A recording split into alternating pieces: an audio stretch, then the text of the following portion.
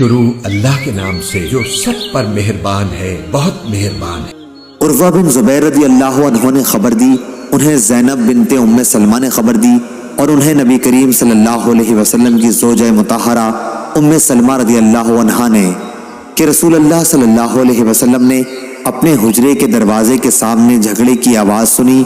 اور جھگڑا کرنے والوں کے پاس تشریف لائے۔ آپ نے ان سے فرمایا کہ میں بھی ایک انسان ہوں، اس لیے جب میرے یہاں کوئی جھگڑا لے کر آتا ہے تو ہو سکتا ہے کہ فریقین میں سے ایک فریق کی بحث دوسرے فریق سے عمدہ ہو۔ میں سمجھتا ہوں کہ وہ سچا ہے اور اس طرح میں اس کے حق میں فیصلہ کر دیتا ہوں، لیکن اگر میں اس کو اس کے ظاہری بیان پر بھروسہ کر کے کسی مسلمان کا حق دلا دوں تو دوزخ کا ایک ٹکڑا اس کو دلا رہا ہوں، وہ لے لے یا چھوڑ دے۔ صحیح بخاری حدیث نمبر 2458۔